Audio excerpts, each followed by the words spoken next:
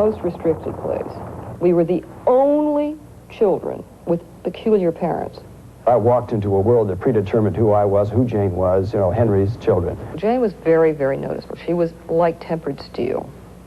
She was a tomboy. She was good at athletics. She was fun.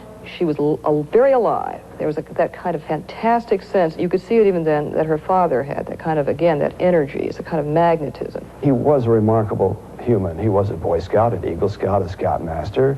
He was president 5 times, chairman of the Joint Chiefs of Staff, Mr. Roberts, Tom Joad, Wyatt Earp. This is difficult already for the boy. I didn't know about Jane's point of view on it, but for me it was pretty heavy. Major's shadow time. Jane had to go through the God knows what with Fonda. I mean, he was tough. Very moralistic, almost a preacher. We suffered an incredible terror of silence at the dining room table. We were all scared of him. There was a dog. They had a kind of Dalmatian. I don't remember the dog's name, but I remember the dog, and they had all these animals, chickens, ducks. The dog killed a chicken. I remember Fonda's punishment for this dog scared the hell out of me. It was to chain the chicken to the dog's collar. Well, you know, this whole chicken.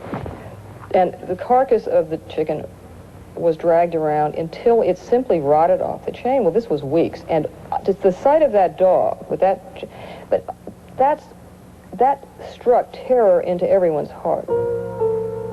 But while he might have been intimidating and forbidding at home, Fonda was the toast of New York as the gallant Mr. Roberts, and became romantically involved with a woman half his age, Susan Blanchard, the beautiful 20-year-old stepdaughter of composer Oscar Hammerstein.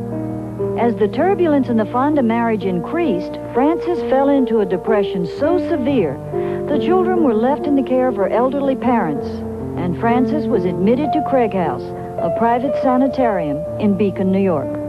Finally, on April 14th of 1950, Frances closeted herself in her bathroom at the asylum and, using a razor brought from a rare visit home, slashed her throat. Jane and Peter Fonda were not permitted to attend their mother's funeral. They were told their mother died of a heart attack. And that was the party line. So that Jane did find out by reading a newspaper, and she read that newspaper several years later. It was a movie magazine. And I remember it was an art class. And I remember her face when there was a kind of, I don't know, a short biography of all the movie stars, and there was Hank Fonda, and then it said Frances committed suicide. I'll never forget her face. And you know, she was remarkable even then. She did not say a word. But we went to camp that summer. I never dared say anything to her because my mother had forbidden us to ever elaborate on any of this. She went to camp that summer. I remember that she was, of course, we were roommates, and I remember she would have the most horrible nightmares, and she would scream all night about her mother. It was awful.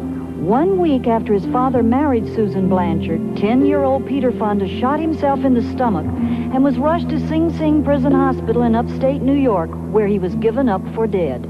I was in a coma. I had tubes in my things, and I was totally out of it. So apparently he was on an island in the Virgin Islands, and some ham radio operator found him and said that his son had been involved in a gunshot accident, a gunshot wound. So he had no idea. And the doctor who was operating on me, Charles Clark Sweet, came out covered with blood in his smock, and he said, "Mrs. Seymour, I'm very sorry, but his heart stopped and there's nothing we can do." Jane had been praying, she told me, to God that if he let me live, she would stop being cruel to me. You ready for this? But she told me this at least. He walked into my hospital room very angry that I had destroyed or ruined his honeymoon. BFD. Thus the Golden Girl entered her teens, her mother a suicide, her little brother in revolt, her daddy far away with a wife only 8 years older than Jane herself. It wasn't too long until Henry Fonda was named Father of the Year. Here's our medal, and I wish to extend our heartiest congratulations. Thank you, Mr. Austin. I feel very honored. I just hope that my Jane and Peter are going to be properly impressed.